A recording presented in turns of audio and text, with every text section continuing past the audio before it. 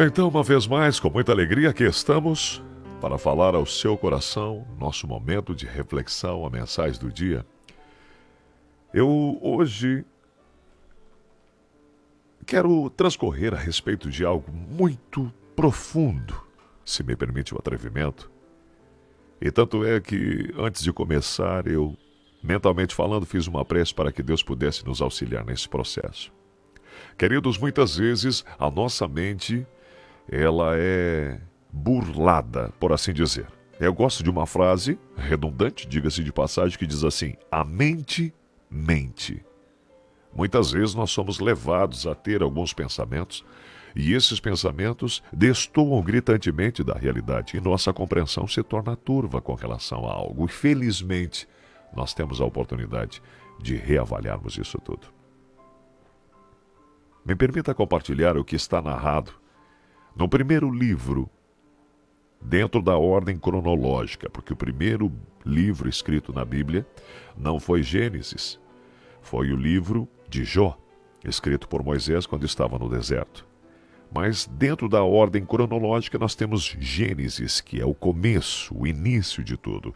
E Gênesis, a partir do capítulo 22, diz assim: depois dessas coisas pôs Deus Abraão à prova. Note que nós temos uma história famosíssima a respeito de um homem que Deus lhe faz um pedido: entregar o próprio filho em um ato de sacrifício. Vamos entender um pouquinho o âmago disso tudo e talvez aquilo que será compartilhado possa vir em harmonia com a existência que você tem vivido e talvez traga algumas respostas das perguntas que você ainda não fez. Depois dessas coisas, pôs Deus Abraão à prova. Quem colocou Abraão à prova? Deus. Sócrates defendia a tese de que a verdadeira compreensão vem no efeito de pergunta poderosa. O que move o mundo são as poderosas perguntas, porque a partir de uma pergunta poderosa surgem respostas igualmente efeitos. Abraão vivia uma vida torpe. Ele estava vivendo uma vida dupla? Ele estava vivendo de uma forma que não agradasse a Deus? Absolutamente. No entanto, Deus lhe colocou à prova. E em algumas oportunidades da vida onde estamos passando por algumas situações, passando por algumas provações, nós não conseguimos compreender porque esquadrinhamos mentalmente falando na percepção humana nossa própria existência e não encontramos nada que pudesse justificar o peso da mão de Deus, uma possível provação justificada oriunda do céu. Querido, não tem nada que você possa fazer que fará com que Deus lhe ame mais. Não tem nada que você possa fazer que fará com que Deus lhe ame menos. Mas a forma como ele conduz fica única e exclusivamente a critério dele. E Abraão, apesar de viver uma vida irrepreensível aos olhos dos homens, foi colocado à prova, pois Deus tinha um propósito maior. E quando Deus colocou Abraão à prova, a resposta dele é maravilhosa, porque quando Deus lhe pergunta, ele responde: eis-me aqui. Olha que coisa extraordinária. Em meio à dificuldade, eis-me aqui, respondeu Abraão. E então vem a narrativa que você se assusta. Deus diz: pega teu filho, teu único filho, Isaque, a quem amas, e vai à terra de Moriá, oferece ali em holocausto sobre um monte que eu vou te mostrar depois. Quando você lê essa parte, você começa a pensar: puxa, mas por que Deus é tão mau? Você já teve em algum momento um pensamento pensando de que talvez Deus fosse mau? Me parece ser do Deus mau, porque para aqueles que são pais e estão me ouvindo nesse instante, eu imagino que eu não precise lembrar você de que você ama seu filho. Só que Deus parece empregada. Essa empregada se chamava Agar. E então Sara um dia tem uma ideia: olha, Abraão, foi feita uma promessa na sua vida, e essa promessa diz que você seria pai de grande nação. Eu sou estéril, não posso dar filhos a você. Por que você não se deita com Agar, a minha serva, e ela será sua concubina, para que a promessa de Deus se cumpra na sua vida? Queridos, Abraão tinha sido irrepreensível até aquele momento. Até aquele momento ele havia confiado plenamente em Deus. E de repente ele começa a titubear. E Abraão cede à pressão da esposa e se deita com Agar.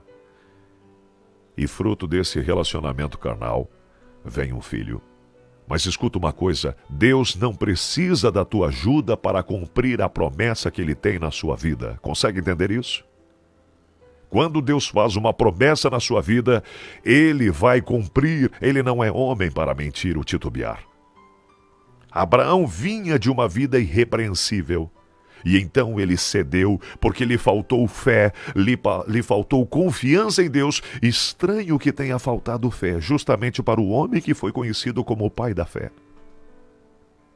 E agora, Deus entra em cena e diz a Abraão: pega teu filho, teu único filho. Mas por que o único filho, sendo que Abraão já tinha um filho com Agar? Porque para a promessa de Deus, só havia um filho na vida de Abraão. E esse filho era Isaque. E vai até uma terra onde eu vou te mostrar depois. Nessa hora Deus já estava resgatando a fé que faltara a Abraão lá atrás. Só vai. Eu estou te dizendo para ir. E eu vou te mostrar o lugar depois. Imagine, queridos, que a narrativa bíblica diz que levantou-se, pois, Abraão de madrugada e, tendo preparado o seu jumento, tomou consigo 2 dos seus servos e a Isaque, seu filho, rachou lenha para o holocausto e foi para o lugar que Deus havia designado. Note que a narrativa não diz: e acordou Abraão de madrugada, passou a mão nas costas da sua esposa Sara e disse: Sara, eu estou indo e estarei levando o nosso filho. Sabe por que ele não falou isso? Porque a aprovação não era para Sara, senão a passagem bíblica começaria: depois dessas coisas, pôs Deus Abraão e Sara à prova. A prova não era para Sara. Consegue entender, o homem de família que está me ouvindo nesse instante? Existem momentos que você vai ser provado e a sua esposa não vai entender, porque a provação é só para você, não é para ela. Existem momentos em que sua esposa será provada e você vai tentar ajudar, vai tentar auxiliar, mas não vai conseguir, porque a provação é para ela, não é para ti. Abraão não contou para Sara. Sabe por que Abraão não contou para Sara? Porque se ele tivesse contado para Sara, nós compartilharmos com outras pessoas, então essas pessoas nos impedirão de obedecer a Deus. E a passagem ela é tão específica que diz: ao terceiro dia, erguendo Abraão os olhos, viu o lugar de longe. E a gente pensa: nossa, pensa comigo, irmão. Quando Deus fala para Abraão: pega teu filho, teu único filho, vai até o lugar onde eu vou te mostrar, no Monte Moriá lá. Deus passa 3 dias em silêncio, mas você acredita que nesses 3 dias Abraão não falou com Deus? Será que Abraão não orava dizendo: olha, Senhor, mas não tem outro jeito, meu pai? Olha, Deus, eu li a tua Bíblia. Lá na tua Bíblia está escrito o seguinte: Êxodo 20 diz que não é para matar, o Senhor me pediu para matar. Mas, Senhor, será que essa voz está vindo de ti? Sabe por que Abraão não teve essa conversa com Deus? Porque Abraão conhecia a voz de Deus.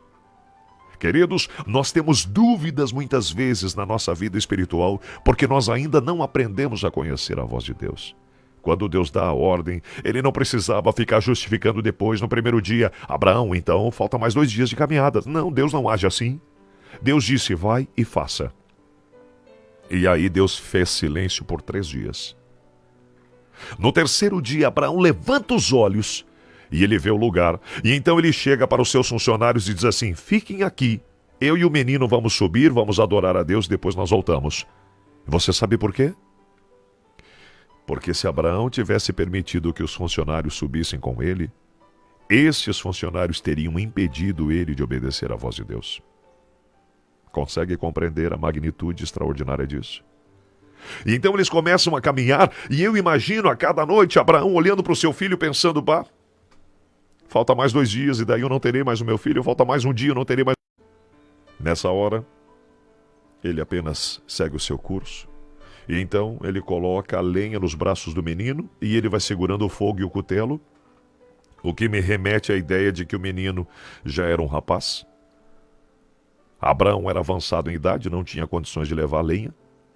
Então, numa altura do campeonato, o menino diz assim: pai, o cutelo está aqui, o fogo está aqui, a lenha está aqui. Mas onde é que está o cordeiro para o sacrifício? Sabe qual foi a resposta de Abraão?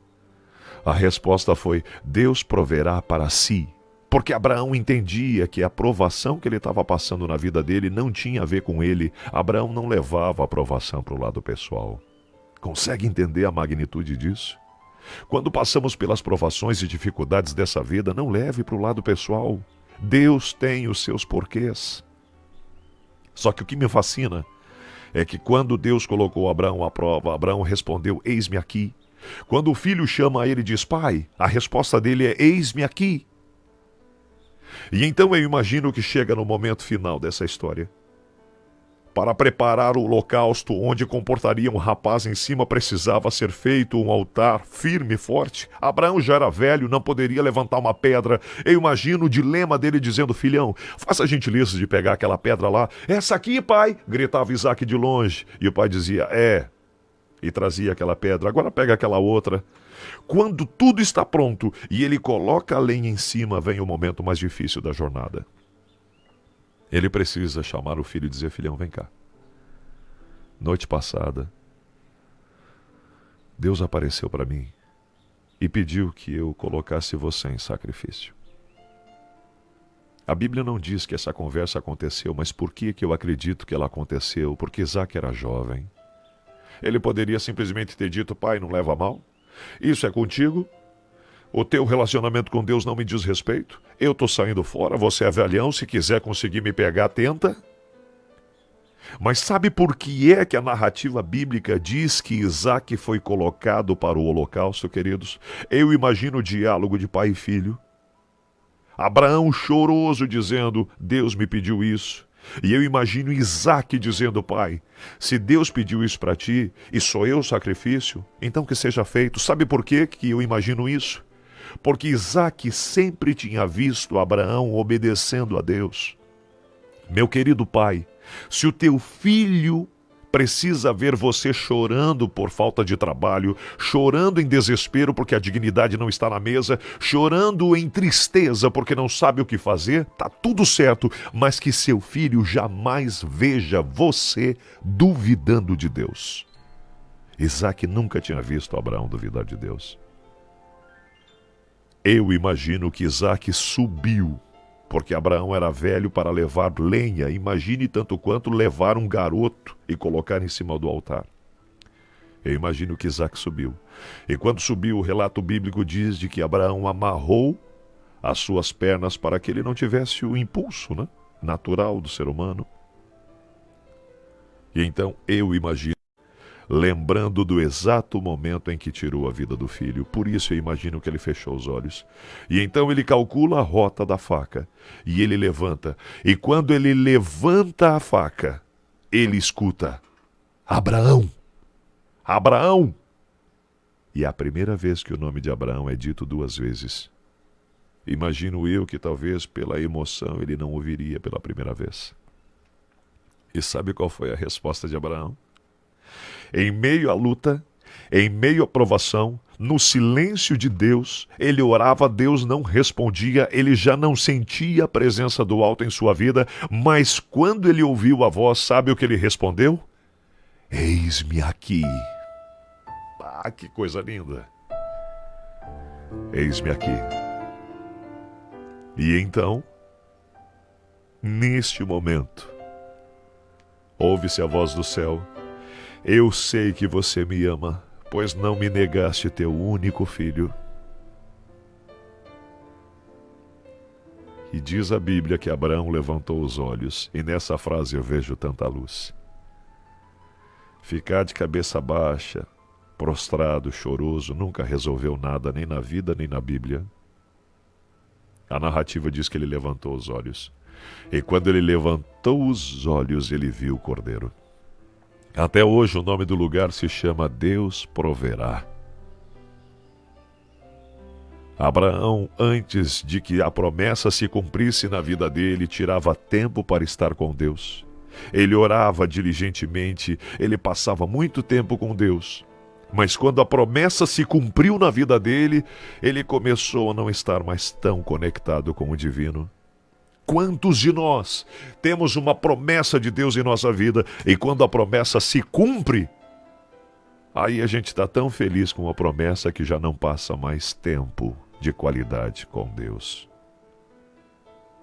E a grande pergunta, querido, você sabe por que é que Deus provou Abraão? Porque existia uma bênção que Deus queria dar somente para Abraão. Se você está sendo provado hoje e você percebe que somente você está na provação, já começa a agradecer, meu querido. Só agradece, porque Deus tem um plano na sua vida. Isaac cumpriu o propósito dele, mas Deus não estava interessado na vida de Isaac. Deus não estava interessado em tomar para si a vida daquele jovem, não. Deus estava interessado em resgatar Abraão. E então, a partir deste momento, se cumpre a promessa de que ele seria pai de uma grande nação e se cumpre a promessa de que lhe era outorgada a nomenclatura de ser o pai da fé.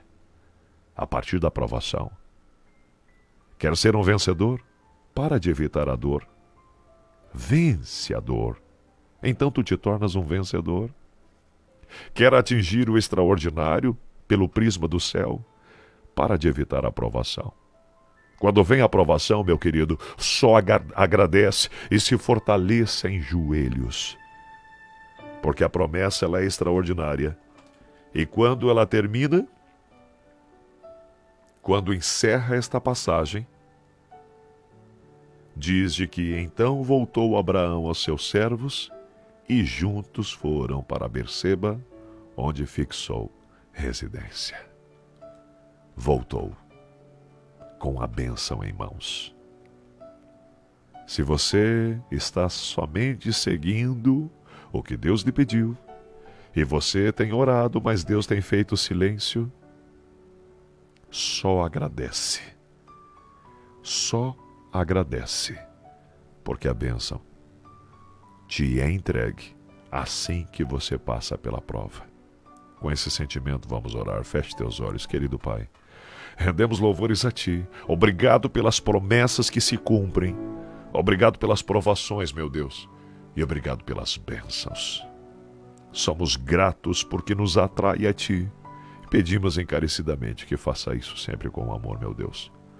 Por Jesus Cristo eu peço, em nome dele agradeço, hoje e sempre. Amém. Obrigado, Deus, porque resgatou Abraão. Obrigado porque nos resgatas também. Agora sim. Amém.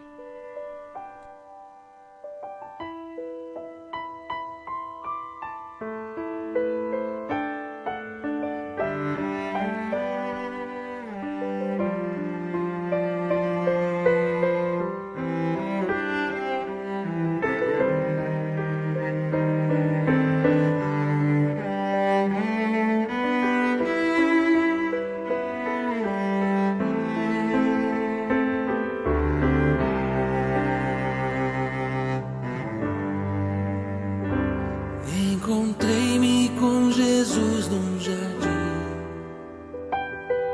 Nunca vi nada tão lindo assim.